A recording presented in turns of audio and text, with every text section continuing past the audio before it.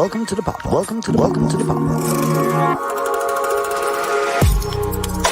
the Warner Sports Network with your hosts, GeneFitzMagic, James Wudi, Nigel Downer, and Caleeb Pinkett. The pop-off.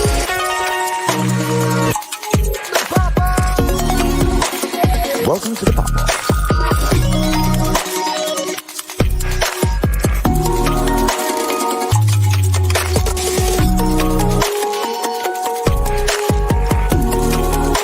Welcome to the pop-off.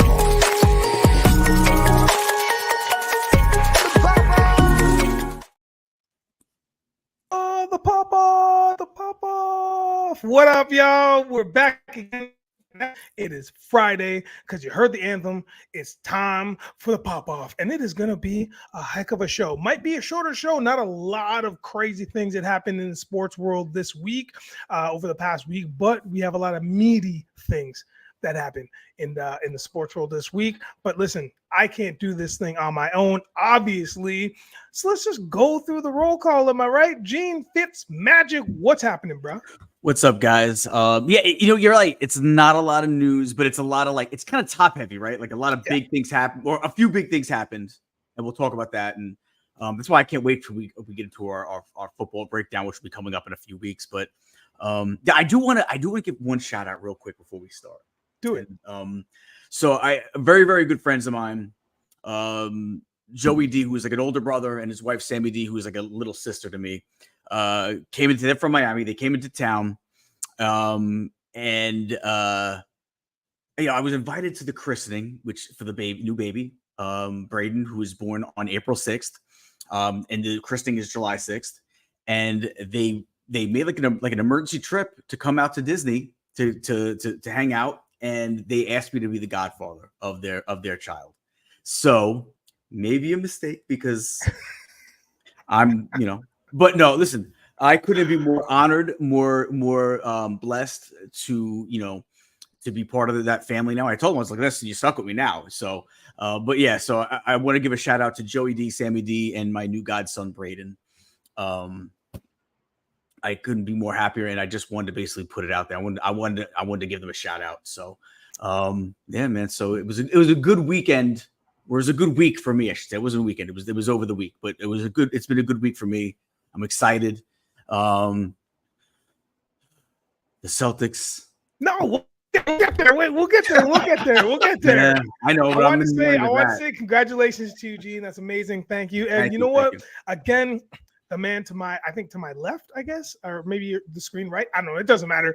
Wudi, what's up, bro? How are you? This better be heartfelt, just like Gene's, or else we are screwed for the rest of the pod. Well, I'm so thankful that I woke up today, just another day, right? Out of bed, right? Right? They say every day above ground is a good day. So here we are, Friday, if you will. There you go. And clearly, Joey D did not see what Gene had to say about Parker Noel Poirier. But it's all good. It is A-OK. Congratulations, Gene, the Godfather. Must ask you a favor. Never takes time to get the family. Amazing. And you know what? Listen, ready to jump the gun. Sierra, thank you so much for being here. Hey, we will get there, girl. We will get there. She's excited for Coach JJ. We will get there. Trust. Last but not least, my name is Nigel Downer. I'll be your host, guiding you through this adventure that we call sports and life today. I'm going to start off this way. I'm going to flip the script just a bit, because we know that off the top of the show, I just talk about my hats quick. So I might as well get this one off the chest, which is going to lead us into another topic that we were probably going to talk about. No, that we were going to talk about in the What We Missed segment. But I am wearing the New York Giants Baseball Club hat today. This one here is one of the rare ones that I very much wear. This is an off-white. It looks white, but it's off-white. Obviously on that maroon type color. You know what I mean? You got that side patch with a little bit of the gold in there. The Giants World Series champs. I believe it says 1933. I could be wrong. Let's see. And then we got the Batterman on the back again. That's off white. a white band, and the green, the Kelly green, which is such a classic. And the reason why I'm wearing this hat today, there's always a reason behind my hats.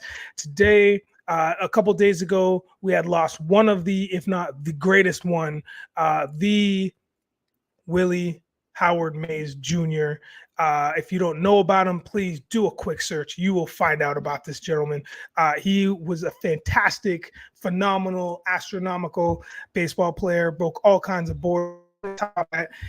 He was a 24-time All-Star, World Series champion, 2-time NL MVP, NL Rookie of the Year, 12 Gold Glove Award, NL home run leader, NL stolen base leader, 4-time home runs, 4 home runs in one game. The stats go on and on. He was inducted into the Hall of Fame in 1979. He's 94.7% first ballots. That was a no-brainer. Unfortunately, we lost him at the age of 93. That I believe that was on Tuesday. So shout out to the family, everything that he's done for us in the baseball community. Any of you gentlemen have anything to add? No, listen. No,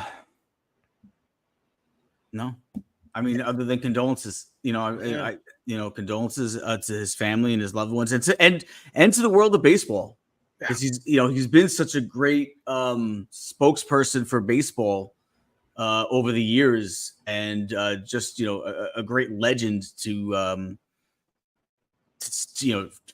be part of the sport. Like, it's sad in that sense. I'm curious, where would you guys put him in your top 5 all time? He's got to be in everybody's top 5 at least, right? I mean, where would you put him? Oh, Wudi. I mean, he honestly, a very valid argument can be made for number 1. That's actually what I was going to say, is that, it's crazy that, and I don't want to, this is his moment, so I don't want to, bring in other people, but I know, like, Jerry West was one of the best of all time. Willie Mays is one of the best of all time. I can't believe what's happening right now the last couple of weeks. But yeah, Walton Willie too. Walton. Yeah. Oh, yes, absolutely. Bill Walton. And that was also the last couple of weeks. I mean, Willie Mays. I mean, I would say pound for pound, he can go toe to toe with anyone in any era of baseball. Yeah, I agree. He's probably my number 1, man, to be honest with you. Like, you forget about certain players because time moves on, we go on, and then you just look at what's immediate in your era, and then you're like, wait a second, and then you go back in the crate and you're like, oh my, that's my bad. No disrespect intended. I just didn't, you know what I mean? Yep. So looking at his stats and then reading his bio and then going digging deeper, you're just like, the guy had an illustrious career. So again, shout out to Mays, the rest of the family, and we just wanted to recognize a great for being great. And now we're going to move on to our very first headline, because there's even more greatness that happened this past week. We are talking about the NBA 2024 champions, 2023-2024 champions, the Boston Celtics. But the question here is, did Jason Tatum improve or worsen through this series? Did his legacy improve or worsen? We're going to start with Wudi, because I know Gene's going to take a while. So let's start with Wudi. Now, did the Celtics winning this championship, did that improve or worsen Jason Tatum, specifically his legacy? We'll go with what ESPN will say about it, and then we'll go with what Wudi has to say about it. ESPN, it's ring culture. I mean, this is a culture where they literally say that, the kids of today, the bright young stars of today, literally say that they'd rather have Eli Manning's career than Aaron Rodgers' career, simply because of 2 rings to 1. It's ring culture. So now automatically, to any 8-year-old you stop, well, I guess, don't be stopping at 8-year-olds, but any child you ask, right? Oh, Jason Tatum, he's automatically better than the great Charles Barkley. He's automatically better than Allen Iverson. So for ESPN arguments, unfortunately, Tatum, yes, now he is automatically above all of these legends that he's probably not better than individually. In my eyes, was this a improvement of his legacy? Hell no. he has been exposed as a clown. Like, he has been a clown, winning, right, and then trying to recreate all of these different moments. These, I mean, literally every single moment. It's like the boy was on YouTube, at halftime, just being like, "Oh, I'm going to try my best to just copy." He has no original thought in that head of his. And then we want to talk about the actual finals, the actual performance themselves, right? We know that Jaylen Brown won the finals MVP, but they still put Tatum front and center, right? Front and center. The Tatum's win. 37.6% from the field. From the field. All right? I will say it again. 37.6% from the field. Preach, Wudi. Preach. 3 games out of the 5. The boys scored under 20 points. Preach. Scored 15, right? We criticize Steph Curry because that first championship, he did not win MVP, right? Andre Iguodala was given the MVP. That series, Steph shot 44.3% from the field, and he had 20 points in every game besides one, where he had 19. The boy was playing well. I don't know. Maybe they were drinking, and they were like, you know what, Iguodala, you play good defense, and they gave it to Iggy. Here, it is indisputable. Tatum was not the best player on the floor. Stop putting him in the center. And then this boy is just copying everything. He has no originality. Okay. Zero. He was not the X factor. Zero. He was along for the ride. And that is what I will always remember about the 2024 NBA Finals. Yeah. Sarah, you're not wrong. He thought he was Kanye. He thought he was Curry. He thought he was who's the big man there? Oh my gosh, I can't believe Boston Celtics. Thank you. That was Garnett. Literally, because I sent you guys that clip, or you might have seen it before I sent it. You can find it out there in the world of social media. Where is his clips, Tatum's clips, back to back against these other ones, these other infamous ones that are world renowned for the moment, and it's almost verbatim, if not the sentiment is exactly the same thing, just mirrors the same thing. So I'm done with my little rant.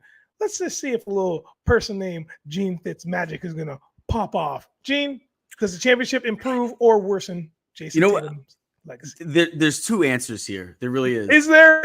There is. And I'll explain. Okay. I think to basketball enthusiasts, I'm taking the press out of it because the press loves themselves from Jason Tatum. They love themselves from Jason Tatum, so they're all into it. But I think that in the moment, basketball enthusiasts will Celtics go back next year, let's say, and he doesn't win it next year. It goes to another Jaylen Brown. It goes to a Drew Holiday. Then you're going to start hearing the whispers of, oh, he can't win one. Now, I do think if he stacks up 3 or 4 chips, I do think that over time, 20 years from now, when he's going into the Hall of Fame, that won't even be thought about as an issue. But I do think that it's one of those things where right now we can kind of look at it like, listen, it really left me to say Wudi said the stats. I mean, the stat line is the stat line. He was not a superstar in these finals. He was a role player in these finals.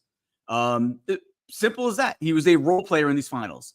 This was Jaylen Brown's finals. It was his MVP to lose. I think we had talked about it last week that he was, he was our MVP pick. That was even a question, and that was only 2 games in. So I think over time we'll forget about it. But I think right now, if you're an educated basketball savant, other than the press, you're gonna say, hey, this guy did not earn.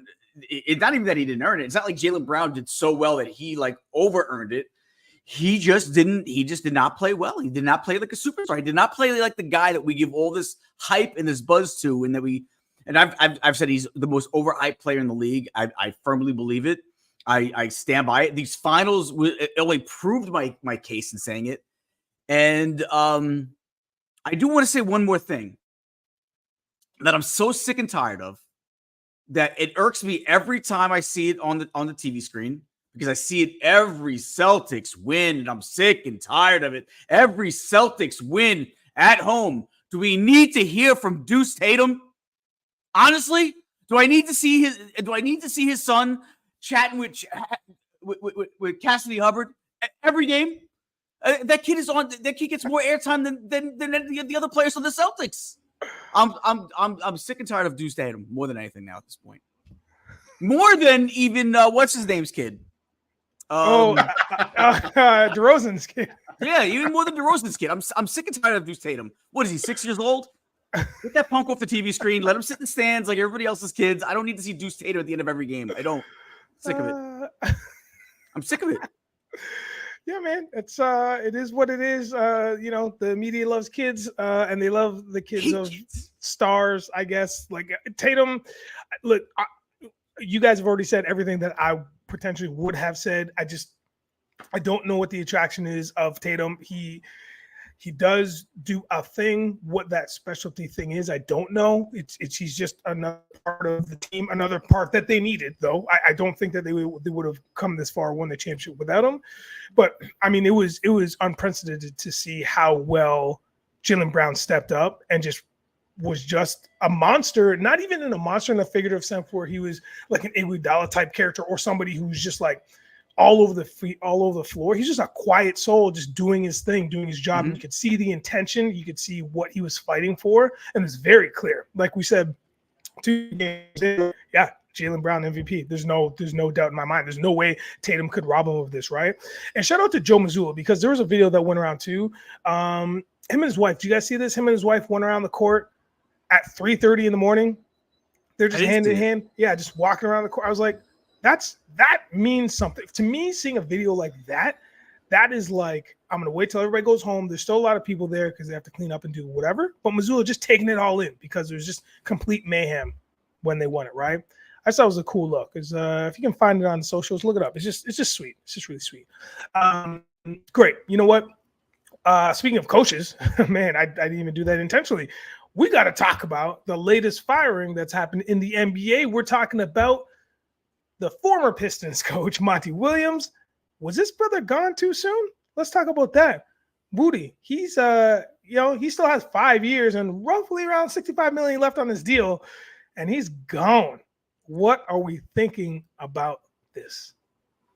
Optics, man. Optics. The Detroit Pistons were the biggest laughing stock in the NBA. It was embarrassing. It was disgusting. I mean, the graphics were talking about how the Detroit Lions have more wins than the Pistons, and they only played 17 games all year, and they ain't go 17-0, and yet they have more. That's an wins. amazing stat. Like that makes me want to vomit. Like, oh, like that's so bad if you're part of the Pistons. And then you look at the roster, there's 5 lottery picks on that team. 20, yes, exactly. Sierra, nail right on the head. Beep. Monty Williams was in charge of that ship, and the pieces he were given, 5 lottery picks. I'm not saying they should have been, the top in the East, but we've seen, like, look around the league. Look around the league. Look at the Kings, and we're like, oh, the Kings. They're, they got a lot of lottery pieces, and what they were able to do a couple years ago. The Thunder, they have a whole bunch of lottery teams, and they just were first in the West this past season. You look on the other side, we have young teams that have been losing a lot. Even the T-Wolves have lost a lot, right? Like Cat's a lottery player, Anthony Edwards, right? And, there's better than a 28-game losing streak, man. There's better than 14 wins. 82 games, 14 wins. It's 5 lottery picks. It's just a math, right? 5 lottery picks, 82 games, 14 wins. You on the couch. I'd pass that with flying colors. Gene. Yeah, I do think it was a little too early. I mean, fiscally, it was irresponsible to fire this man over after only 1 year. And you owe him all that money. They gave him a pretty hefty contract for a coach. And I personally like Monty Williams. He's a guy that I thought I didn't like this job for him. I remember we spoke about it last year. I didn't like this matchup for them. I didn't think that I didn't want him going to Detroit. But Caleeb's here. Oh, what's up? Good morning. Listen, what's up, fellas? What's up, fellas? dude? Sorry, What's going on, man? sorry for being late. It's all good. Did you all miss good. me? Yes, sir. Yes, we did. Hey, to catch you up to speed, we're just talking about Monty Williams and how he was recently let go. So Gene is just finishing up some thoughts, and then we're gonna run to you real quick. Oh, okay. Yeah, I just would have given him one more year if for anything. For the fiscally, it's so much money to leave on the table. No, I mean for him, like, listen, he's good. Like he's gonna get that money. It's a contract. He's gonna see that money still, and he's not gonna have to work. But if I'm Detroit, and again, I get it. It was an abysmal year. It was. I mean, the losing streak. That losing streak, breaking that record. I get it. That was bad, but I gotta say, let me give him one more year. I thought he was a proven coach with where he was at. I thought he was a good coach from before. I would have given him one more year at least, just to see. Okay, he's got these guys playing a different system. That it's his system now. They're still young. They might be a year or two from making that next step, like we talked about, like the OKCs and the Orlando Magics and whatnot. So the Minnesotas, they might have been that one step away from that, I would have given him the one more year. I don't think it was that responsible money wise. Even talking, just forget about the money, just talking about basketball. You gave him only 1 year to implement a new culture, a new system with young players. It takes longer than that sometimes, especially when you talk about changing the culture, because he came into a mess. If you want to change the culture, it's going to take more than a year to do so. And one of the things that ruins cultures for organizations is if you have an organization that looks like they flip coaches every other year. That's bad for an organization's culture as well. So I would have, for money's sake, for stabilization's sake, I would have stayed with him at least one more year. Well, look, man. I mean, the history shows. I mean, this guy's a pretty decent coach. He was once upon a time coach of the year, and not to mention, he did jump into the Phoenix Suns organization trying to do the same thing. And what did he do? In the second year, he took them to the finals, and then they laid him off in 2023. Yeah. So, I mean, it's just like, what can this guy do, right? Caleeb, thoughts? Well, I think Monty has kind of gotten a raw deal in his career and his coaching tenure right now, not just in Detroit. I think that stems from Phoenix as well. Like, I think they let him go prematurely. Like, stuff takes time to gel.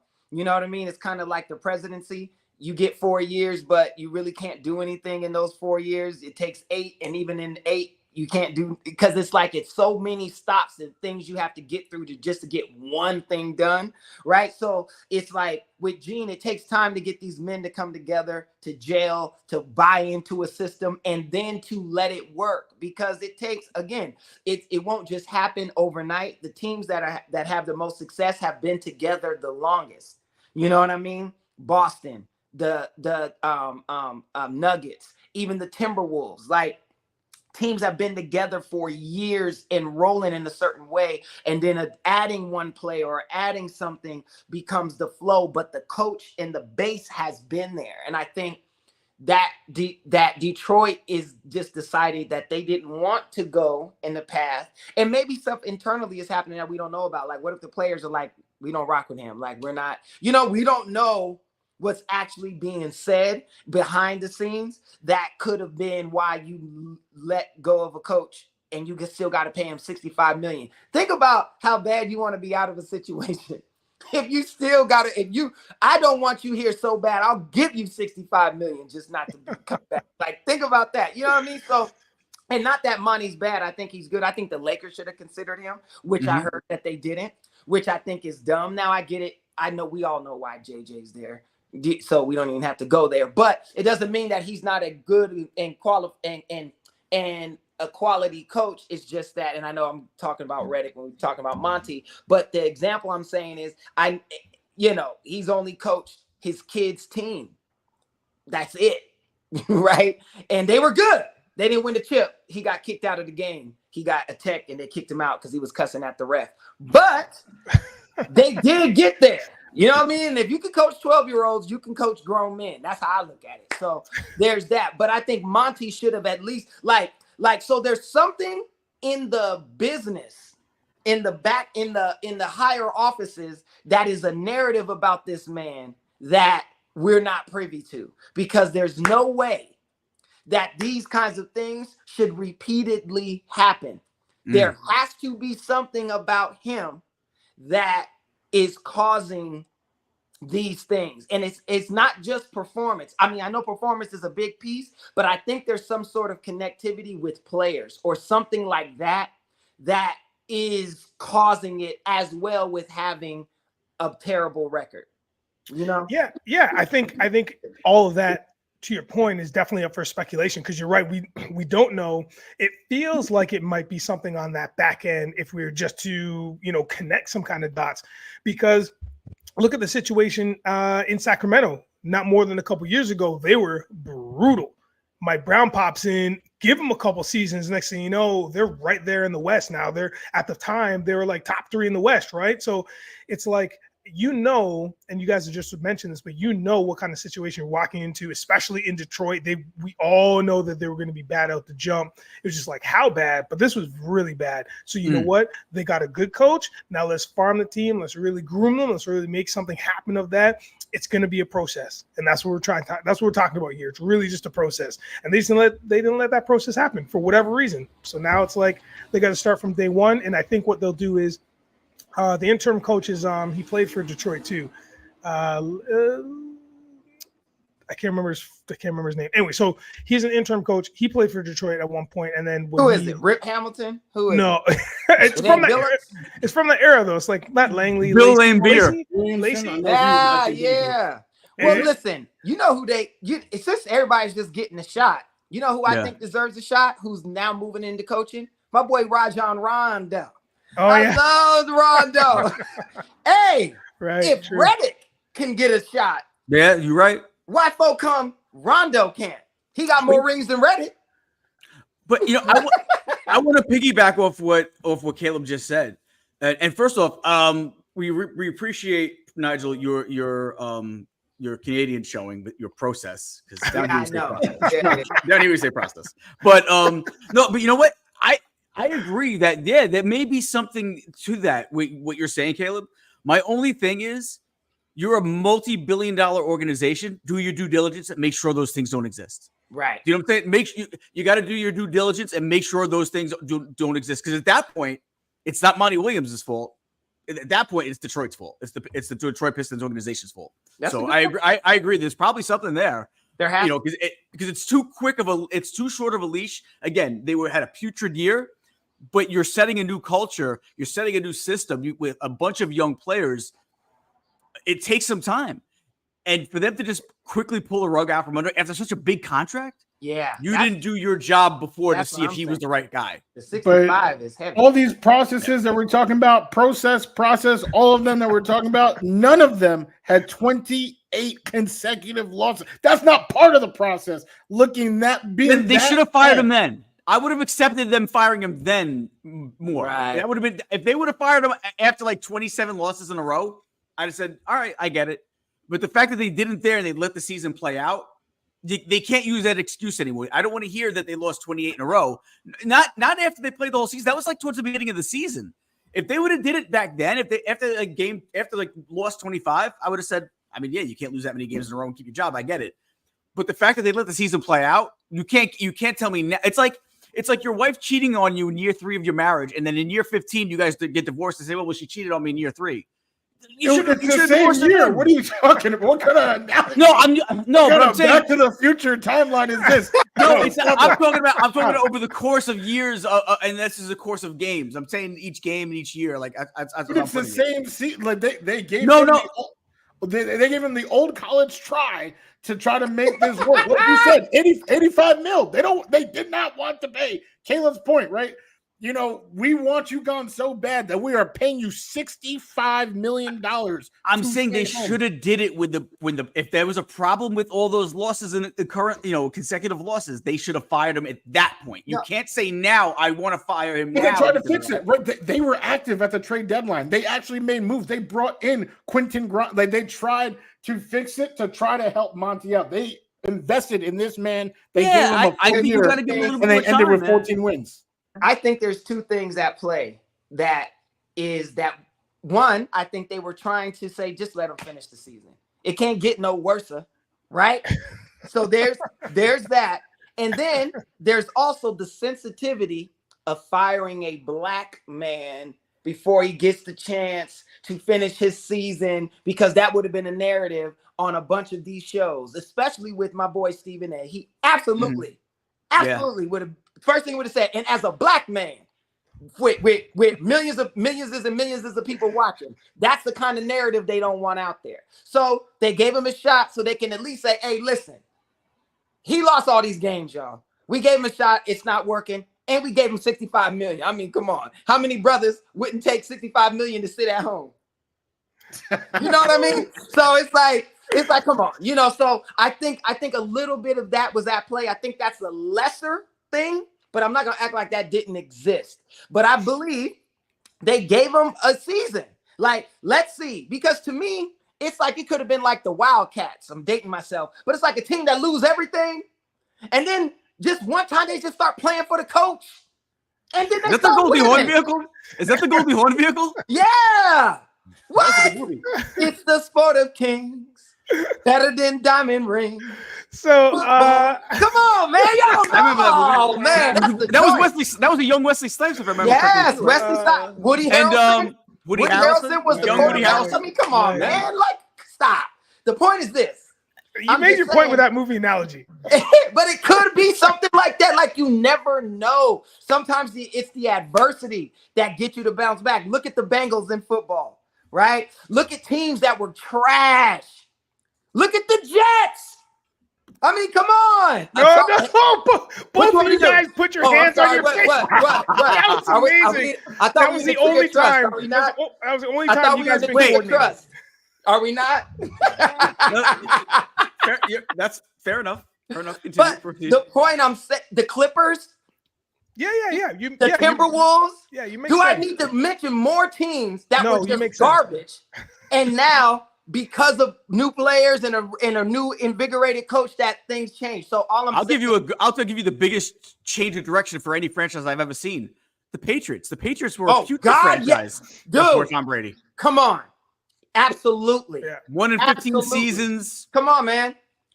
So the point is, it's not like we haven't seen it happen multiple times. So maybe they were hoping. And I think even I would have given him that shot. I agree with Gene. He would have got another season. Yep.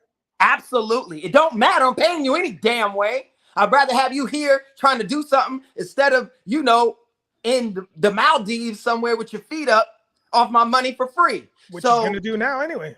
Right. So it's like, come on. So I would have done that. And you got to take a shot. You got to give these people a chance. Everybody, I'm telling you, it's this microwave society. I blame Instagram. It's like you want everything right now. And if it's not right now, it's not good, and get rid of it. It's like, hold on. I love avocados. You know how long it takes to grow an avocado tree?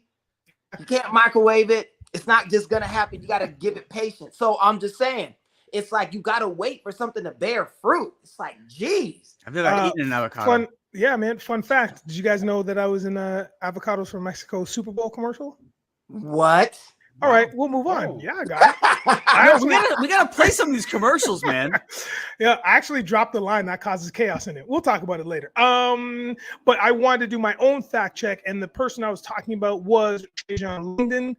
He's now going to be the interim coach there at Detroit. He played for Cleveland, if you guys remember back in the day. So now he's the president of basketball operations in Detroit. Now he's going to be the interim coach. We'll see what happens. But you know what? We're going to stay on this coach train because we got a whole new coaching train up in the I was going to say bright lights, big city, but that's New York. In a cool town called Los Angeles. The Lakers just signed JJ Redick to a year contract. This is going to be good. Wudi, tell us how good it is or how bad it is. I got nothing to say. You know, like we've said it. We've said it. I feel like every Friday we come here, we talk about LeBron James' shadow. You know, who's inside of it, who's outside. You know, his boy. He does a podcast now. He's a coach. I mean, all right. Draft Bronny. Okay, all right. Don't come anywhere close to the finals. All right. Nice. That's it. Yeah, That's that's it. okay. No problem. Caleb. You know, I mean, look, I don't want to downgrade JJ Redick because he does have a very sharp, astute basketball mind. I've seen him on lots of television shows. I've seen him talk about the game. I've seen him call games and the way he describes. So I know he knows his X's and O's, as they would say. But I do believe, and he would be remiss not to admit it, and I know he can't because it just looks bad, but this situation is more of who he knows versus what he knows, you know? And, but you see what I did there. But anyway, that's what life is though, right? And I know people hate it and they don't like it, but it is what it is. You know what I mean? Why is, Stephen Jones, the head of operations for the Cowboys? Could it be because his dad's name is Jerry Jones? You see what I'm saying? Even though it's a family business, it's like there's nothing you could do about it. LeBron wants JJ. He was grooming JJ. Put him on a podcast to show the world, look how brilliant his mind is. Look how well we work together. It wasn't for the world. It was actually for the Lakers. And now he got what he wanted. You know what I mean? So now I hope for JJ's sake, whether they win or not, it's not going to be based off JJ. They can see that he knows what he's talking about, like he's a good coach. You know what I mean? LeBron only got a couple years anyway. You know what I mean? Left to be at the top of his game that he is now. It doesn't matter if he plays another 5 seasons. He ain't going to be that no more. You know what I mean? Like so I hope for JJ's own sake that they do decent. Please don't miss the playoffs, because then that is just horrific, which I don't expect for them to do.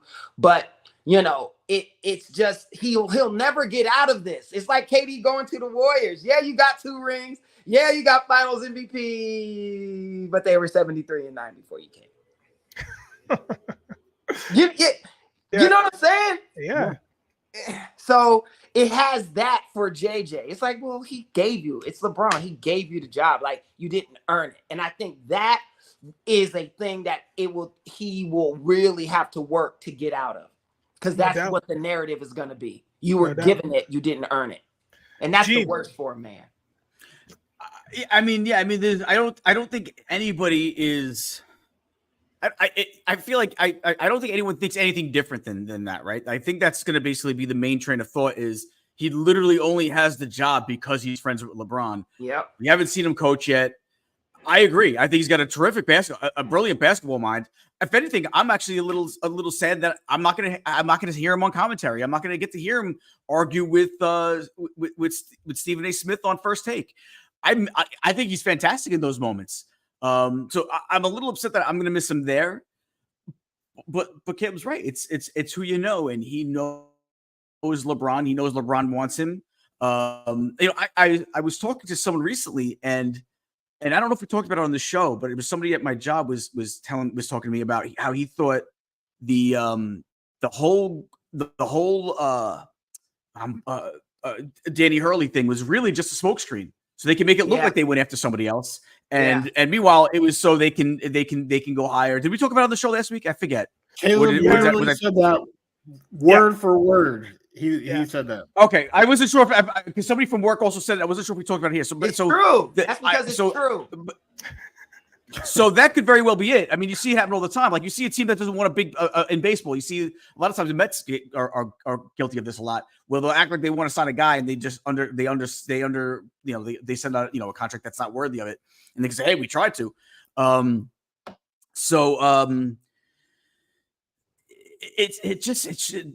basketball players have so much power, more than any other sport.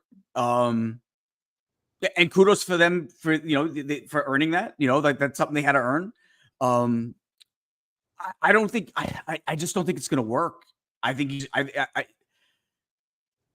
just don't think it's going to work. I don't really have any other things, really any thoughts to say, but other than Caleb's right. It's not who it's not what it's who you know. It's the same reason why we have to keep seeing this little punk brat after every Celtics win, Deuce Tatum. Do you know what I mean? Like if he wasn't Tatum, I'm tired of seeing Deuce Tatum. Like I already said it before, I'm tired of seeing Deuce Tatum on the sideline every week talking to Cassidy Hubbard. But because he's Tatum's son, we got to see him every Celtics win. Here we go. Let's talk to Deuce. So I agree. That's terrible. Shout out to Deuce Tatum. That's my man right there. He just want to be next to his daddy. Who wouldn't be? But it is, man. It's just it sucks. It sucks for Redick to have that as his narrative. So and it's the pressure too. That he's gonna have that pressure now because of it. Yeah, but again, it's unfair pressure because he has to win a championship to relieve it. Like just making the playoffs. Kendrick Perkins said this morning, well, if you just gonna make the playoffs, you could have kept Darvin Ham. Like, damn, you can't even make the playoffs and it'd be good enough. Like, you see what I mean? So, but I'll tell you what, and I don't mean to cut you off. I'll let you go. But I just wanted to kind of piggyback off what you just said. Even a championship will be short-lived. He wins a championship and has a so-so year the following year. They'll be on him again saying, well, it was really LeBron's team, and LeBron is really the one that kind of coached this team, and he was just there for the ride. Okay, I see your point, but a championship would he would get more jobs. For sure. Like he would be straight. Like this could be a Steve Nash. Where's Steve Nash? He's with Nigel. Monty Williams. Yeah, he's actually at mine. He's actually at mine right now. Canada. He went to go grab me some food. I was like, "Yo, I got a pot to do. If you don't mind." You know what I mean? That'd be sick. That's what happens when you fail at something like that. When you don't have a real track record, right? That's what I mean. If he wins the championship, he'll get another job somewhere. I mean, we have yet to see. I mean, again, all this is a lot of fun, haberdashery, a lot of speculation. Who really knows, right? Like once tip-off happens, he could be a Steve Kerr. Could be. Who knows? And or he could be Steve Nash. Yeah, I want to piggyback off of what Gene said too before, because when you were saying that it's an unfortunate thing, it's a fortunate but unfortunate thing because you kind of like listening to him, or you like listening to him on the podcast. I listened to Bill Simmons a lot, and he was having Doc Rivers on quite a bit because Doc Rivers had nothing to do, and Doc was doing a couple TV analyst stuff here. Nothing major. He's retired, man, so it was all good. And I kind of got used to him doing his thing on those. I don't mind his analysis of games and whatnot and players and whatever. Next thing you know, boom, he's out of there. He does like 3 pods. I don't even think he did 3. And then he goes to the Bucks. And then what happens? Listen, granted, there was injuries, but the team wasn't the same. The team wasn't the same. And the expectation was crazy high once he got in there. Regardless, you're like, yeah, you're with the Bucks, man. We all know what they did last year. So we're expecting a finals appearance. And that's not what happened. Not even remotely close. Who knows what they're going to be like next year as well. Just saying, same, but slightly different. I just thought it was an interesting take. Let's move on to one of my boys. No, not anymore. He used to be Spicy P. Spicy P, the 30-year-old, has moved on. And when I say moved on, he has signed an extension with the actual Indiana Pacers. He's doing it. He's actually going to stay there for $189 million, 4 years. Is this a good idea?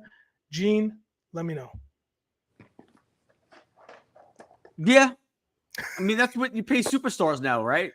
Yeah. They need a face of the franchise.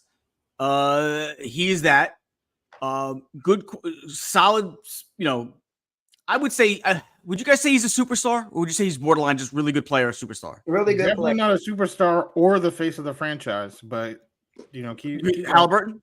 Of course, yeah, of course. Yeah, What? Of course. But I do think. But for what reason though? Is that because Halliburton is more outspoken and more lively? But listen, it's because the media has chosen him. It also could be because he's light skinned. No, you know what? We laugh at that, but that's listen. No, I said because it's true. What are you talking about? This is America. I think that's part of why Tatum is so. I'm going to be honest. Yeah, over Jaylen Brown. Over Of course. You guys suck. I think America gives a damn that Jaylen Brown has the Bill Russell trophy. No. They're like, man, you don't get up out of here. Where's Deuce? Where's Deuce? That little brat. Hey, but it's unfortunate, but it is true that the faces of franchises are used. If they can pick somebody else that's more appeasing to whatever the narrative is, that's what it's going to be. That's exactly what it's going to be. And it's not like Tatum is a scrub and he's getting it. No. He can ball. It's when you're close, they're always going to lean away. Yeah, I mean, Spicy P, he's still going to get. I mean, that's the reason why I got the job on the Pop-Off. You're not true. You're not true. You're not wrong. You're not wrong. Sorry, you're not wrong. True.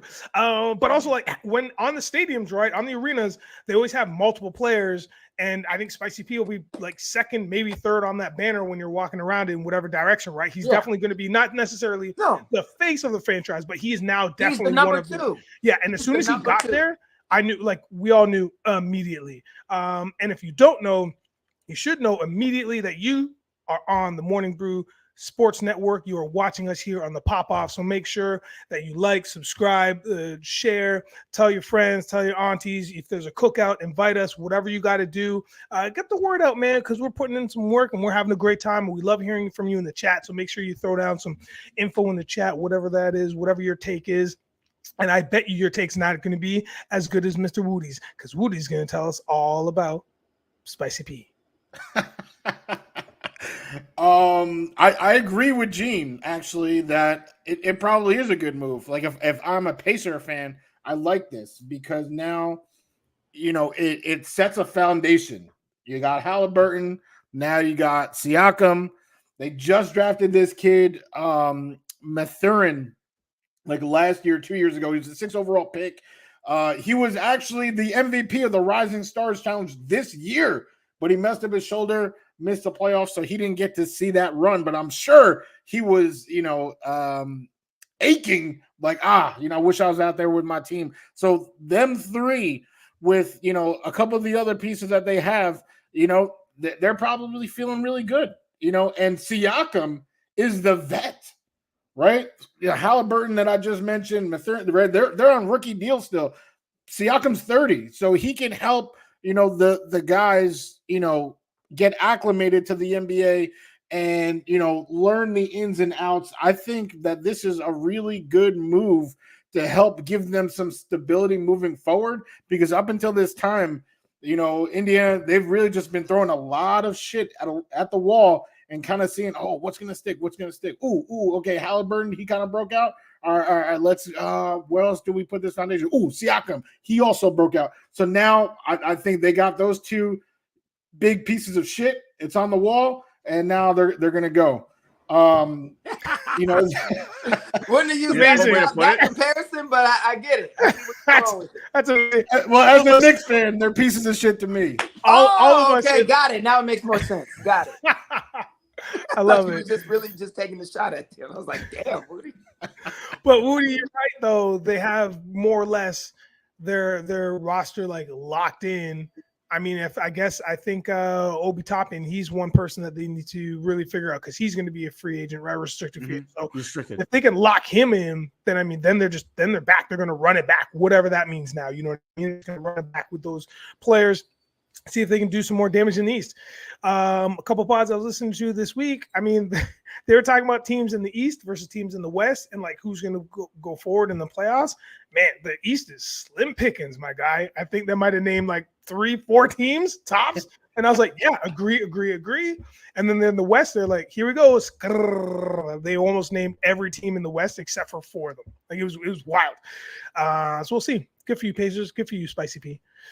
But a couple people that have the opportunity to become free agents or could do a lot of things.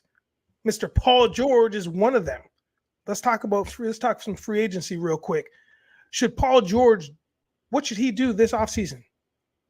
Caleeb. go to the Knicks. He would be a good mix with Jaylen Brown, more than Donovan Mitchell would be, right? Donovan is more ball dominant, right? He'll take the ball out of Brunson's hands. PG is he's more like a KD. They'll play with you. He'll do what's needed. He'll get 15 points if he needs to. Donovan's always trying to go for 40, right? So I think that would offset the Brunson thing. Because Brunson has emerged, you need a player who can play with him. And when Brunson is low, he can go for 30. When Brunson's going for 40, he'll take the 15 to 20, right? That's what PG will do. He'll add size. Size on the perimeter. I just think that he would be a better fit in New York than Donovan Mitchell. I know a lot of people talking about Donovan Mitchell. Paul George in New York, that is a championship level team. Like they will be in the East. I would expect to see them in the Eastern Conference Finals with him. I do. Donovan, they'll be competitive. I don't know how far they'll go. It would depend on Brunson, how Brunson decides to do it, right?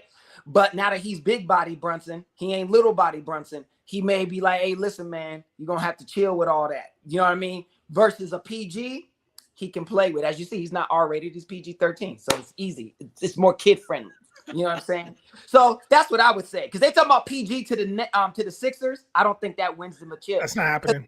I think Embiid, he's skilled, but his body is broke down.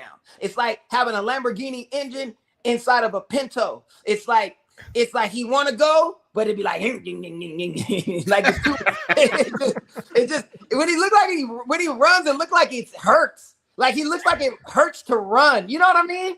I don't think that team has a chip in them because of him. He's not looking like Giannis, like a gazelle down the court. He looks like it is labored and it hurts. You know what I mean? So that's the difference. So if I was PG, I would want to be in New York. When Caleb said that about PG being in New York, I could notice, Mr. James Wudi, that your hair was flowing as you were agreeing, like aggressively, emphatically. That hair was just going for it. Give us your take on that. PG in New York, yeah? I mean, I got my diary right here. Caleb literally recited word for word, page 58 of my diary of every reason why Paul George would be the perfect fit for the New York Knicks. So he already said page 58. It's right here. It's written. He just said it. I do think the Sixers would also benefit from him. I think whichever one of those teams gets him becomes a front runner for the conference because of what Nigel said, slim pickings, right? Mm-hmm. And Paul George is such an impact player, two-way impact player. Maxey proved to me that he can be a consistent scorer in this league. If Paul George does what he's done his entire career and Maxey can continue his development, maybe that's finally the load off of Joel Embiid that he's been looking for, because Harden is too busy worried about the strip clubs and the wings. Ben Simmons can't shoot, right? Ben Simmons can shoot. All these running mates, they come with defects, but Maxey, he seems like he's here to play. And Paul George, now there's two of them. Now there's two people to help out with Embiid. So I think that would be a huge get for them if they're able to do it. But of course, as a Knicks fan, I am praying that he joins the Mecca. Listen, could you imagine him there with DiVincenzo as their sharpshooter? And dude, with what's his name? Is it OJ Abenobi? I don't want to pronounce his name. OG. What? On deep, his hammy is probably good now. What? Listen, that is a problem with I think dude is a Serbian or like Russian, like the white dude that I forgot his name. He aggressive though. Hardenstein, yeah. Yeah. Oh, he's Jewish. Look at that. Him. Mazel tov. Mazel tov. L'chaim. You know what I mean? Like they are I'm telling you, that would be a nasty squad. Listen, if the show, hey, y'all see those shoes, Hokas or whatever, the HOKA? Yeah. Like the ones you see the old white folks wearing in them. Yeah. If they don't make a basketball shoe, your boy Embiid is done. He needs a Hoka basketball shoe. That's the only way to make it easier for him to get up and down that court. You know, you're not wrong. Hey, this guy's getting antsy. Gene, so let's talk about it. What do you think? You know what? I remember when the season first hit the postseason, we had started talking about who would be a good fit for the Knicks and this and that, and or maybe it was right after the Knicks were eliminated. And I know that was one of the guys that was the guy Wudi wanted from day one, and he's definitely sold me on him. Again, a guy that could you imagine him and Anunoby both playing defense on the court at the same time? He upgrades our defense tremendously. And Caleeb, the way he said he's like KD. KD was one of those guys where he can come in and he can pick his spots. He doesn't need to dominate. He just scores a lot, but he doesn't need to dominate the ball. Look how he did it. He did it in Golden State. He was able to just kind of pick his spots. That's why it didn't work with him in Brooklyn necessarily, because he's not the guy that can lead a team. He's a better suited number 2 guy. He doesn't want the spotlight. No. And I don't know why I got on KD, but to bring it back to PG, PG's the same way. PG doesn't need to be a guy that's in the spotlight. He's just a guy that's going to basically do what is needed of him. And the beautiful part is he can do so many different things on the court that if you need him to only get 15, he's going to do it and he's going to be happy about it. You need him to score 40, he can certainly do it. You need him to make a big stop on the perimeter, he can do that too. So he would pay huge dividends for the Knicks to grab. He would. I can't think of a better fit for the Knicks in a really long time than PG. And again, Donovan Mitchell. We don't need 2 guards that score 30 something apiece. We don't. We got DiVincenzo that's gonna be able to score from 3-point. I mean, it's all he takes is 3-pointers, right? Right. He'll go 5 for 10, but all 5 or 3. He'll 5 or 10 from 3-point range. 7. We don't he's a sharpshooter. We don't need another guard that we have to now is going to take away points and take away the ball from Jalen Brunson, who does special things with the ball, but even when he's not scoring. Paul George is the supreme fit. If they're not trying, and you hear that they're not really that interested, I don't get it at all, unless that's a smokescreen. It would make 0 sense for the Knicks, and I really would have to question they've done a good job. I shouldn't say that, but you really almost want to question what they're thinking if they are not in on Paul George, to be honest. It's like, where would he want to go? Like, why would you even say something stupid like that? Is it like, what do you mean you're not interested in New York? I know you ain't talking about Philly. Well, other place? Mm-hmm. You trying to join the Bucks? You want to be there? Right? Or what are you trying to do? Miami? Like, I'm like, what are you talking? You want to go to Dallas? Like, I'm trying to figure what do you mean not New York? To me, that's the best way for him to try to get to a title. Yeah. I really do. And especially New York hasn't and New York hasn't won in so long. New York hasn't won since before all of us were alive. So for him to come here and be part, right? I mean, they haven't. You're right. For him to come here and be, and he legitimately is a missing piece. As long as they all stay healthy, he is a legitimate missing piece that can right the ship here and turn around a historic franchise, a franchise that's still historic, even though they had 20 straight years of horrible basketball. They're still a historic franchise. If he could come here and be one of the keys to them turning it around, and they've been good for the past few years, so I shouldn't say that, but the key to them finally bringing home a championship after more than 50 years, why wouldn't you want to sign up for that in the biggest market in the country, on a team that's thirsty, and even as bad as they've been, one of the hungriest fan bases in the league, as bad as they've been over the course of those 50 years at times. One of the hungriest fan bases in the league, and you wouldn't want to come be part of that? You know what it is? And I just thought about it. And I don't know if it is, but something that could be at play. Because how we were describing PG, liking him to KD, mm-hmm. Neither one of them want the spotlight. If he goes to New York, he is the franchise. They will put him above Brunson. Absolutely. I'm talking about media. The media, 1000%. It's PG-13. Right? They just barely started calling him Big Body Brunson this year. And the big body is an old school car. If you really want to know the truth, it's the old body Benz. You know what I'm saying? He has a name. Like they're going to put him, they're going to elevate him. So the pressure will now come to him. It's what KD could never get away from. It's always on him. And he's like, man, listen, I'm just here to do my part. I don't want all that. Nah, it's what Kawhi runs from. The media won't let it happen. And PG will have that if he's there. He won't have it in Milwaukee. It's But always going to be Giannis. But to be fair, if he like Even in Philly, it's going to be Embiid. Like there's places where he can hide that he may rather have. Miami is always going to be a Butler town. If he goes to Miami, it's still Jimmy Butler. It's not going to be him. He'll be a help, right? New York, it is him. I promise you they would do that. And I think he may recognize that. But in part is because I think Brunson would be recognized more of a superstar is if he was more flashy. That's the one thing we could say about Brunson. He's not a flashy guy. And I think that's what keeps him under the radar still in the national spotlight. Like he's gotten his flowers this season, but not as much. If he was a flashy guy, we'd have him top 5 in the league right now. If he was a flashy guy, he'd be saying he's top 3. He's the best point guard that existed but he's not flashy.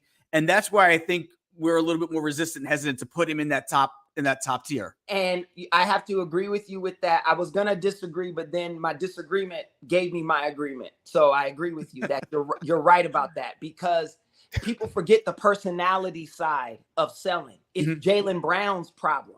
If Jaylen Brown was witty and knew how to be funny and was all like, he would get those commercials, right? He doesn't, because he's right. Like it's like, you're like, dude, come on. Right. You know what I mean? So that is what hurts him. And I think for Brunson, he has a commercial or two. He's starting to get out there, but he's not an AI, right? Because I was going to say he's too short. He's a small guy. Now that don't mean nothing. Allen Iverson was the man, because AI was swaggy on and off the court. On the court, he's balling. Practice, I ain't talking about practice and go for 50, right? Like he becomes an idea. Brunson hasn't done that. And I think PG has been around enough and he's performed enough to where people will, if he was there with Brunson, they're going to elevate him as the guy. You know what I mean? And so that's what I think is happening. Like Brunson don't even have a good thing. Like at least what's my boy in Atlanta who's going bald? Trey. He do his thing. You see that? Yeah, he is. He's like 20 something, and he's already getting the fryer tuck. He needs to speak to LeBron. Get LeBron's guy. but like he don't even got a thing. Steph even came with the shit. Like, yeah, just something. You know what I mean? And I think with Brunson in a big market like New York, Gene, like you need Strahan had the gap. It was just the gap.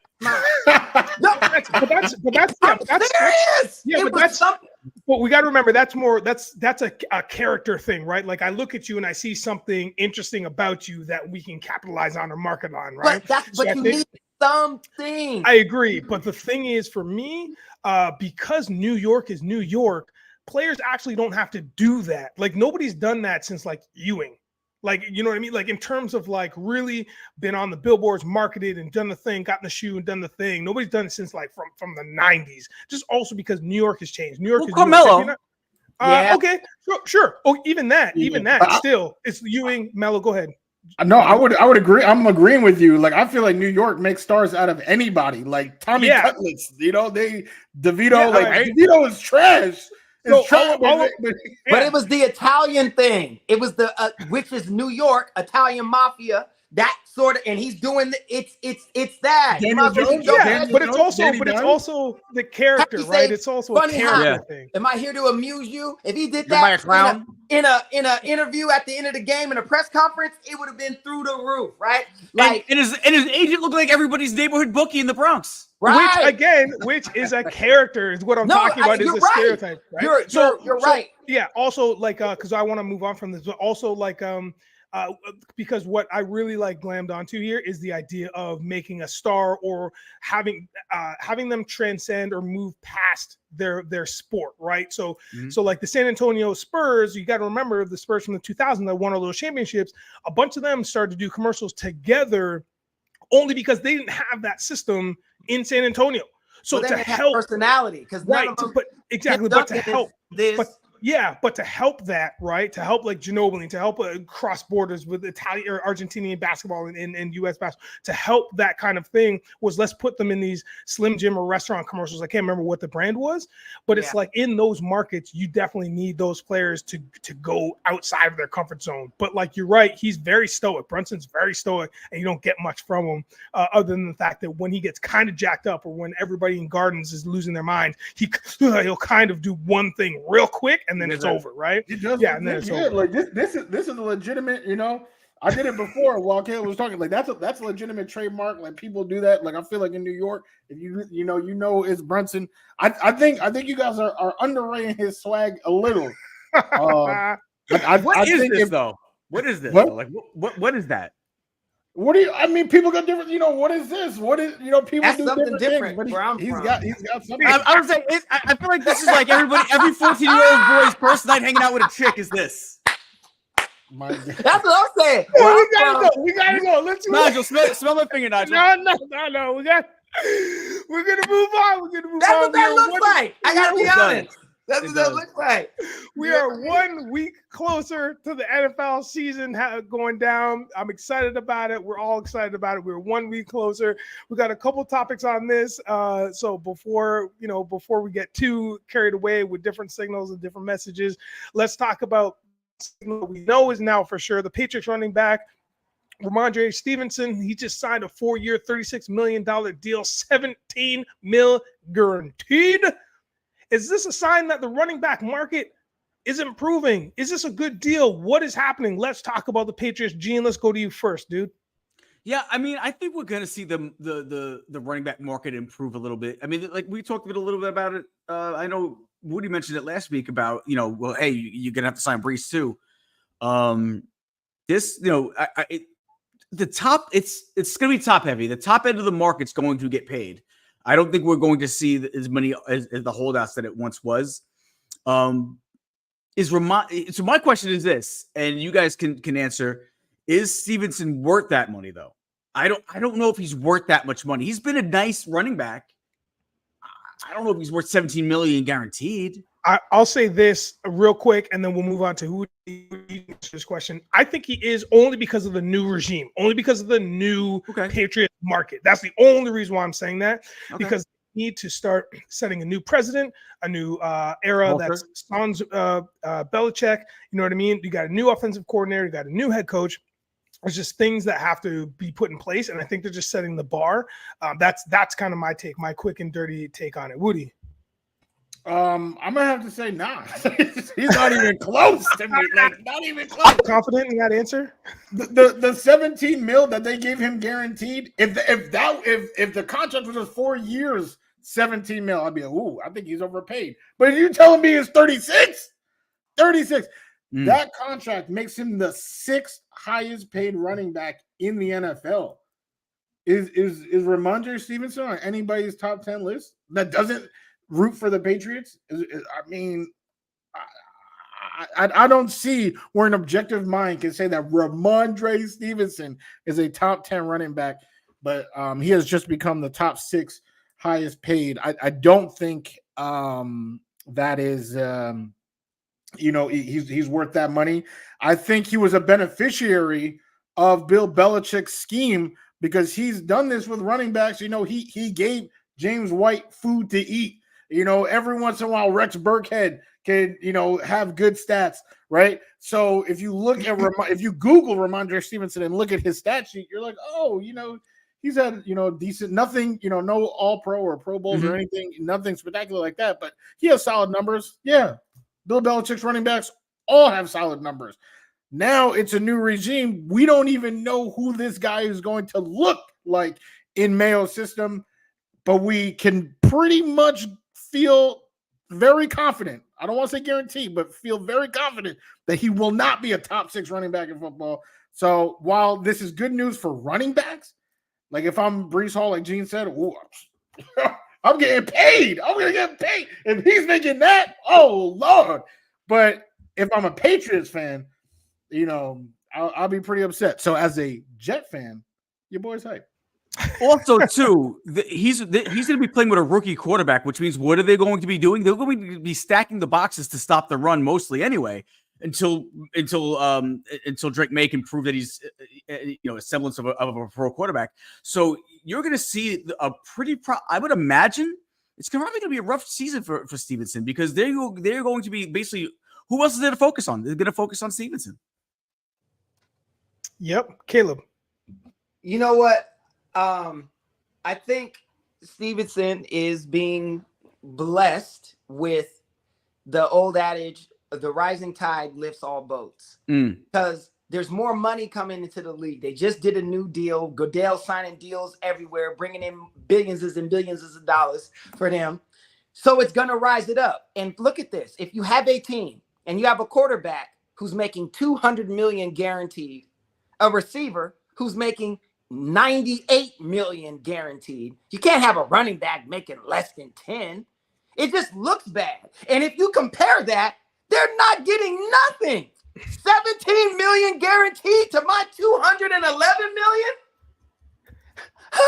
I'm like, oh my God, what's going on with the world if I was only making that? Oh my God, I couldn't survive, right? That's how these quarterbacks are living. Dak Prescott made $90 million in 2 seasons. Okay? Like, come on, you guys. It's 17 million over 4 seasons. Forget the 36. The guaranteed is the only thing you get. You're not getting 36. You're getting 17. You know what I mean? And it's like, to me, he's setting it. He's the 6th until they do these other contracts. He'll be back to 38th.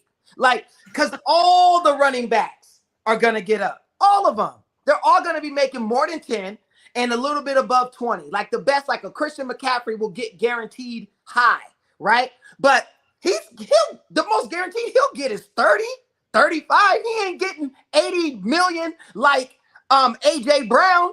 He ain't finna get a 90-something million that Jefferson just got. And watch, they said CeeDee Lamb was gonna get more than Jefferson. So look at that. Yeah, that's what they said. They said they think Jerry's gonna pay him more because he said he wants more than Jefferson. Like he believes he's better than Jefferson, or at least on that level. And so you know how Jerry overpays his people. So again, you're gonna make $100 million. Like now you see the difference. You got a lineman who's making 80, 65, 70 guaranteed. You're the running back, you get 17. It's like, hey man, don't worry, we covering dinner. Don't worry, we know it's hard for you out there, young man. And did you guys hear that there's talk that they want to put a cap on quarterbacks? Well, they need to. Yeah. Imagine NFLPA already squashed it. Imagine what Patrick Mahomes can ask for now. You got quarterbacks that are making more money than him with no rings. Yeah, he's known as the best, hands down, right now. I even tease and call him GOAT Mahomes, right? Come on, you guys. I don't want there to be a cap, though. I mean, no. But I think they're gonna. What are you gonna do? Pay somebody $500 million guaranteed? Like that's gonna start getting baseball numbers. But you just don't. Like my thing is this: how could you not if the market demands it? Like you can't say you don't have it because you just did a deal with NBC and they're gonna give you $10 billion.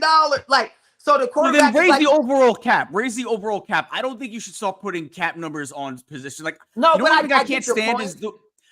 But damn, you're gonna start having football players making, especially quarterbacks, 400, 500. I'm talking about guaranteed. You saw a dude who loves massages got 237 million, like something like that. Like it's insane. Mahomes is gonna want 300 million guaranteed. He's like, I just saw Deuce. This on a contract for $315 million. And I'm better than him. And I'm worth more for my team and my sport, right? And football is the biggest sport in America. Basketball is not, right? So it's like think of the money that these premier quarterbacks can demand, right? So that's what I'm saying. Like you're gonna have to, because you're gonna start paying quarterbacks $700 million. They're gonna be getting Hotani. Hotani money. Hotani. Yeah, I just don't want to see it turn into like, I can't stand how basketball has it where it's like he's where does baseball get all this money? I'm sorry, I just had to say that. I don't even watch it. But But you know what it is? There's less players too. Think about that. So there's less players, so you can pay less. You have less people to pay, so that's part of it. But I don't like how they have it where, like, to say Siakam, he's eligible for a 4-year, $189.5 million extension. Like, why is it graded like Right. I let it be free market. If somebody wants to pay him $300 million, let somebody pay him like, why is it he's only eligible for this much? I don't like the whole birds right thing. I know why they did it, so people would stay in there in the cities they're already in and make it a little bit more parity. But I hate it. I hate the fact that you can say, I can sign 4 years with them, but if I stay on my home team, I can say I can sign a 5-year deal. That should be part of it. You should be able to, if it's truly free market, you should be able to send out whatever, again, under a cap, an overall cap, but you should be able to pay whatever you want. And if you screw up your cap number at the end of the year, well, that's on you. Get a better GM and a better cap guy. But I can't. That's one thing I can't stand about the basketball free agency, NBA free agency, is that I get it. Everybody they're already slotted in to make so much money because of what it is. So it takes part of the, listen. Maybe it's because I'm a Knicks fan and my Knicks have just as much money as anybody, more than most teams, that they could just overpay to bring people to New York, but they can't because you only can pay so much to certain players. You know what I mean? Right. Anyway, how long they've been in the league. So listen, if you want cold, hard facts or you need money advice or anything to do with numbers, you are in the right place. Pop Off is where it's at. We are breaking it all down and crunching it. Just putting it in layman's terms, man, making it easy for you because you know what? You're listening to the Morning Brew Sports Network right here. This is specifically the Pop Off. So I know there's people in the room, whether you're on YouTube or the Twitter or the X or whatever streaming agent or whatever you're using to listen to us. We appreciate you. Thanks for being here. Give us a like, give us a retweet or a share or, hit us up in the comments. Do whatever you got to do because we are laying it down. And now talk about one more topic in the NFL. Since we did break it down with numbers, let's talk about not the running backs, but let's talk about the wide receivers. Brandon Ayuk. Now, he's saying that the 49ers don't want him back. However, the latest news, the latest information is that the 49ers have said that they do want to keep him. They have no desire to trade him. And I don't know if you all heard, but they want to pay him. They just don't want to pay him what he's currently asking for. And now the market has just blown up with the likes of Jefferson, A.J. Brown, Ahmad-Ra St. Brown, Jalen Waddle, Devontae Smith. The names go on and on and on. Wide receivers are making money. Caleb, what do you think about Ayuk saying that the Niners don't want him back? Or if they do want him back, does he deserve to get paid? Well, he's manipulating. It's a tact, right? So he's doing contract negotiations in the media. Oh, they don't want me. He knows that's not true. He's saying it's like your wife saying, if you love me, you would do X, right? That's what he's saying. If you want me, you would pay me this money. They're saying we can't. We just paid him. We did this. We need you to hold on. We'll take care of you, but not now. And everybody knows in football, nothing's guaranteed. You need to guarantee. That's why guaranteed money in football is so important, because he could go out, he could get injured carrying groceries upstairs, and it's over for him. So that is what the issue is. He wants his money now because there's no guarantee that anything will be all right or that they'll even take care of you. Switch sports. James Harden was told, allegedly, by Daryl Morey that he would take care of him. So he signed a contract, and then Daryl didn't do it, and James was furious. From the way it played out and it looks, I think I lean towards believing Harden in this situation. He got bamboozled, but it's business. What are you going to do? So he had to do what he did. So back to Ayuk, I think it's a tactic. He knows they want him. They do want him. They just don't want to pay him what he feels the market says a receiver like him should be paid, coming off a Super Bowl appearance and that season that he had. He thinks he should be paid. He feels that he's been paid. I mean, that he's been waiting long enough. I didn't even know he was still on his rookie contract. The dude looked 45 to me. So I had no idea, but be that as it may, I think that's what it is. And the Niners just don't have the money to pay him the money that he wants. So that's what it is. He's going to have to wait unless he's willing, and they're not going to trade him. They'll probably hold him and enforce, like they'll do some stuff to basically make him sit for a season, which is a hell in football. maybe because he's young, it's good. Maybe his body can rejuvenate as long as he stays in football shape, but that's not good. You know what I mean? But that's pretty much it. But I don't believe him one bit when he says they don't want him. He's just saying they don't want to pay me the money I want. Right. Let's go to our tactical engineer, Wudi. What do you think? I can't agree more. Even the metaphor, the wife metaphor, I mean, that spot on. Literally spot on. They want him. I don't know what's going to happen. I don't know if they will be able to agree on a number. I know 49ers fans, the organization is hoping they can do something. You know, they're trying to make a push. They're trying to finally win one of these things. You know, they keep going there and losing. They're trying to win one of these things. Having him there would be a huge help. So we'll see if it happens. But they clearly do want him. I don't think that's even an arguable point. Gene, you like to argue? Yeah, way too talented for them not to want him. It's how badly do they want him back is really I think the real question. Did they draft Pearsall in the first round because they thought this might happen? Maybe. Eventually, they are going to need to pay more people. There's other people that they're going to have to pay. They're going to have to pay the quarterback. We just talked about how much quarterbacks are making nowadays. This kid who's come out of nowhere and brought this team to a Super Bowl and to an NFC championship, and who knows what he's going to do next year. I think they also know that they have a big price to pay for their quarterback, and there's other people on this team that they're going to need to pay, and I think they're just trying to make sure that they have that money. So where I do think they want him back, and kind of like Caleeb said, but not at his price. It's just depending on what any team would want him, right? So it's at what price? Like if he would be willing to play for a team for $1, then every team would line up for him. It's just what he's gonna play for, and it's how much they want him. But and at what price? Is he better because he's lined up across from Debo and because CMC's in the backfield, or is he legitimate? Is he legitimate? But that's what I'm saying. So where do we rank him? Do we rank him as a top 5 receiver in the league?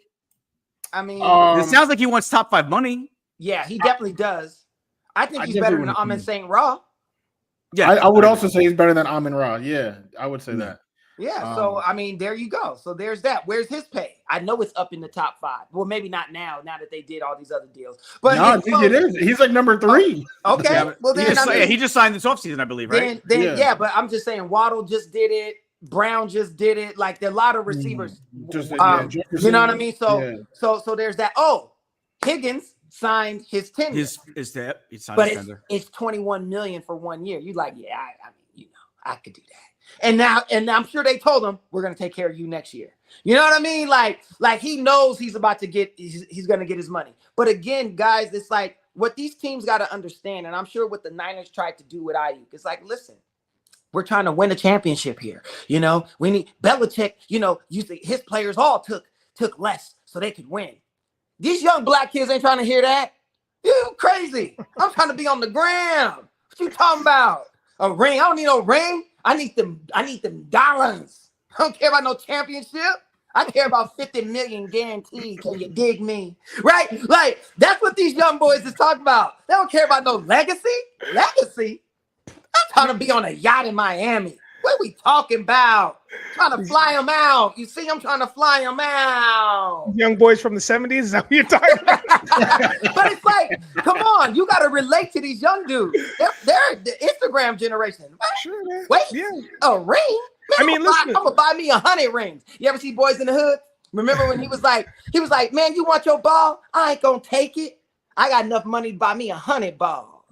Shit. That's what these young boys say. A ring? Man, I got enough money to buy me 100 rings. I don't care about that. I'm trying to get that money now. I'm trying to get that Justin Jefferson money. You dig me? You know what I'm saying? You know that's what it is. So it's hard for these guys to get these kids to accept that, especially when these kids, and not being funny, these kids know this stuff ain't guaranteed. One injury and everything is over. Off the field or on it. Yes. So it's hard to tell somebody to defer money like as if tomorrow is promised. You know what I mean? So that is what John Lynch is really up against, dealing with Ayuk. IU got his mama, people in his ear. I don't know. Just he got family talking about. Yeah, he ain't tell that. You know what they said, and I hate to say it, but they said this. They ain't tell that white boy to wait. You know what I'm saying? That's what they're gonna say about Christian McCaffrey. Absolutely. So it's 100%. like it's you know what I mean? Because Debo, when Debo wanted his money, Debo was ready to sit out. Like they're not playing. They are not playing. So that is what these teams and these general managers are having to deal with. They're not that no more. I'm not waiting for tomorrow to get what you should be paying me today. Yeah, I mean, a lot of the players are, and you can just feel it, and you can hear it, or you can see it. A lot of players, yeah, they do need the immediacy. They do want the immediacy, and they also know what they're working with. They know they're not on a championship team. They know they're not on a playoff team, but they know that they are the best on that team, and they deserve to get paid. It's turned into that, as opposed to, everybody wanting to get paid because everybody wants to get to that playoff or wants to get that chip or whatever is. Turned into a little bit of individual show, but listen, man, to each his own. I'm not mad at it. It is what it is. Let's move on to the last topic of the day before we move on and have a fantastic day. I'm going to move to your guys' favorite topic. We're talking about a little bit of boxing. Ryan Garcia has announced his retirement from boxing, real or publicity stunt. Now, let's also remember that he did fail some drug tests, and he contested. He says that he didn't. That wasn't the thing. And, I mean, who knows? He also had a 1-year ban. So what do we think here? What do we think? Wudi?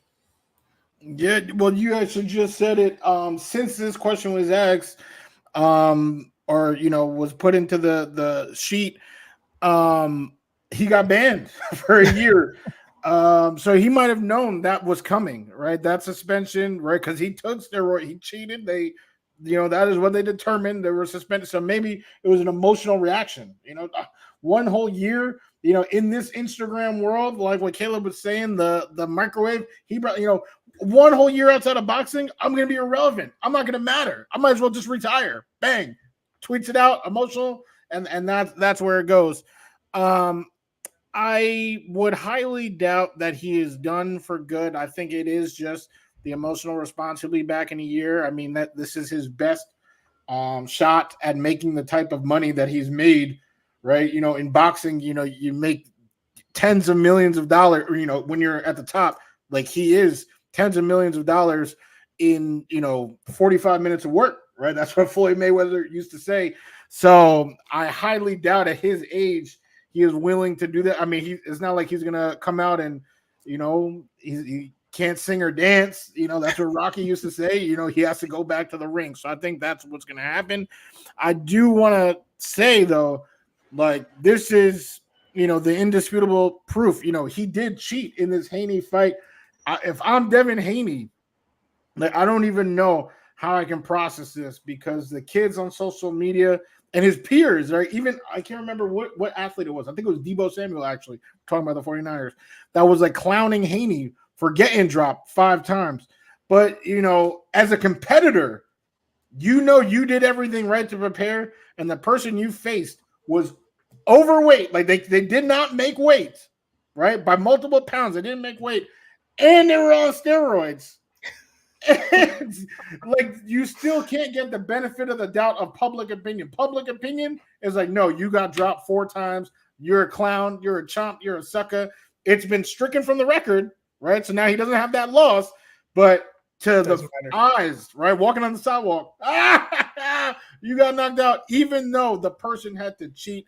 So I don't even know what that's like, and how Haney can, is living with that type of situation. Shame. Yeah. Gene, let us know. Well, I mean, I let you guys know a few weeks back my stance on steroids in sports. I think they should all take them. We know. If it's going to make the product better, take them. I'm a consumer. I want to see a better product. It's going to make the product better. Shoot, dope up. But yeah, I don't think he's really retiring. It's like, it's kind of like, I think it's one of those things where it's like, and Wudi kind of alluded to it a little bit. that it's like, oh, you know what? I'm just gonna take my ball and go home. But you know what? He's gonna get that itch to want to fight again. Fighters fight. That's what they do. They fight. Mike Tyson's still fighting. I mean, do you know what I'm saying? Like fighters fight. Yeah. You know, I say the same thing about rappers. How often we hear a rapper wants to retire? Oh, that's my last album. I'm stopping after this album. And then they 4 years later they drop another album, and it happens. Like I think Lil Wayne retired 3 or 4 times, and he's still dropping albums. Yeah. He's a fighter. He's gonna fight.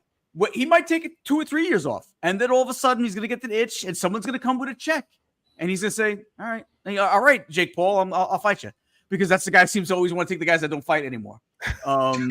He's gonna fight again. He's about to fight Mike Perry. Mike Perry fights currently in the bare knuckle league, and Mike Perry is no joke. I would love to see him knock him out. I think he absolutely can, but Jake can fight. Like no, he can. I'll give him credit. You know what I mean? Like so that's interesting. But I'm sorry, I just want to put that in. No, you're right. Jake can fight, but I would love to see him get knocked out because I always feel like he picks his opponents so strategically. It's like fight it like you're fighting Mike Tyson, man, 60 years old.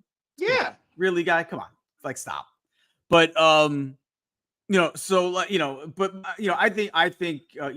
think we're going to see Ryan Garcia in the ring again. It's just a matter of time. Well, nobody cared when Rocky Marciano beat Joe Louis up when Joe Louis was 176 years old. Didn't nobody care about that. They still gave Rocky Marciano his props. So listen, if Jake beats Mike, I feel bad for him because he'll never live it down. People be trying to kill that poor boy because people love Mike Tyson. You cannot hurt Mike Tyson. It's such a great comeback how the world changed on Mike. But anyway, I digress. Ryan Garcia. To be honest, guys, I feel bad for him. He has a lot of things going on inside of him. He has a lot. That boy is troubled. And my heart goes out to him because I can't imagine what he deals with, and waking up every day wishing you weren't there that's bad. That's hell. That's actually living hell. So the retirement, of course it's not true. It's an emotional reaction. And like Pacquiao, you're retired until your accountant tells you you're not. And you say, oh, okay, well, I guess I'm back fighting again. You know what I mean? And that's what it's going to be. He'll never be able, I think they said he made $15 million guaranteed from Haney, but then whatever pay-per-view and all that. So it could be, 40, who knows? But you don't make that outside of the ring. You don't. He's famous. He has a big Instagram following and social media and all that. So he can make he can make millions a year, but not like that quickly. Right. So that's a different thing. But I hope he does retire. I mean, well, since he's a forced retirement for this year, I hope he gets the help that he needs. He really has emotional issues. His mother, with the sickness and all of that. And I think I don't know, but I know that she was like diagnosed with cancer that he took really, really bad. And it's just like all of that stuff when you're a young kid is just a lot. He's only 20 something. It's not like he's, you know what I mean? It's just, it's a lot. There's a lot on his shoulders. And when everybody is grabbing at you, everybody wants a piece of you. You know what I mean? So that's not an easy existence. So I hope he gets all the help that he needs. I hope this year, sometimes God sits you down, and I don't want to get religion. I know people, but how I say things, sometimes God got to sit you down so you can reevaluate some things, so you can come back and get yourself together. So this might be the best thing that could have ever happened to him. You know what I mean? So hopefully he gets the help he needs. Hopefully he takes this in stride and goes on, and if he is actually retired, I hope he finds the thing that he really loves and wants to do if it's not boxing. And we hope that you really loved and wanted to hang out with us. Thank you, Caleb, for that. Thank you, Wudi. Thank you, Gene, for that. Listen, it was a hot 90 minutes of all kinds of topics. I told you out the gate, there wasn't a lot, but it was meaty. We made some meals out of that, and I loved it. I loved every minute of it. There's a couple things that I think that we missed. One of those things is that the Panthers lead the chase for the Lord Stanley's Cup. They're leading the series 3-2. I watched a full hockey game for the first time ever a couple of days ago when Edmonton ended up winning that game 4-3. I watched the whole game. Hockey's not my thing. Still not my thing, but it's very entertaining. So entertaining. So game 6 is happening tonight, 8 p.m. Eastern. This is a chance for Edmonton to tie up the series, go 3-3, and then they got to go back to Florida to see who is going to lift the coveted Stanley Cup. Also, I don't want to forget Ms. Cameron Brink. Unfortunately, she ACL. Gone. It happened this week. So sad. She was such a fantastic ball player. She plays for the LA Sparks, the number 2 overall pick in the NBA in the 2024 WNBA draft. I've been following her as well. We haven't mentioned her as well because the Caitlin Clark just sucks up all the energy and all the vacuum of it. But Brink is one of my faves. So she was averaging 8 points, 5 rebounds, 2.5 blocks. And listen, she's tied for was tied for second in the blocks category in the WNBA. So she's no joke, man. She won a national championship with Stanford, the Cardinal, in 2021. So shout out to Brink. Rest up, recover. We know you're going to crush it next year. Unfortunately, the women's U.S. 3-on-3 is going to miss her because she was part of that team that's going to be in the Olympics in Paris. Other than that, that's what I got that I missed. Anything else? This weekend is the first weekend of summer. Yes, it is. Yes, it is. Yes, it is. So get out them barbecues if you haven't already. I mean, up here in Canada, we barbecue all year round, so it don't matter really. It just means I'm barbecuing in shorts instead of a snowsuit. Anything else? Listen, well, you're lucky because I'm like, shoot, I walked outside this morning. I was like, damn. I was like, if hell is this hot, I got to straighten up. Yeah. You know what I'm saying? Yeah. We got some of that heat up here too, man. This is no joke. Well, listen, dudes, we did the thing on the Morning Brew Sports Network, but this specifically is the pop-off. Man, what a great time this is. Let's have some last words from you. Caleeb, go. Have a wonderful first weekend of summer, you guys. It's the start of the summer. I think it's like 65 days. No, it's like 70 days of summer or something. Whatever the actual amount is. Hey, enjoy it. They only come around once a year. Enjoy it. Amazing. Gene. Yeah, I as I've mentioned before, I've been working. I get up 4:30 every morning to work out. I've been taking boxing lessons. Not. So Caleeb, I do. I've been getting up at 4:30 every morning and working out. Caleeb, I know you get up early. I know you're up at like 4 a.m. because it'll be like 7 a.m. down here. I'm like, and he's already posted from the gym. And I've been taking boxing lessons. So Caleeb, if you're casting for one of these spin-offs, just know that I might be what you're looking for. Yeah. Right. And don't forget, he'll also take steroids for the part. All right. And I will certainly take. Listen, if it's a better product, shoot up. Wudi, from you. Hey, just thank you for taking this ride with us. We will see you guys next week. Jake Paul, I think you got your perfect opponent right there on the top corner. Not Nigel, Gene's he's been training up for you. Yeah. Everyone, we appreciate you, and we can't wait to chat a little bit more next Friday. There you go. Speaking of the chat, Sunil, it's all good, man. You tuned in at the end. That just means you got to tune in next week. We know you will. And listen, everybody, thank you so much again on behalf of the Pop Off and the Morning Brew Sports Network. Have a fantastic weekend. I'm probably going to buy a new hat today. Peace.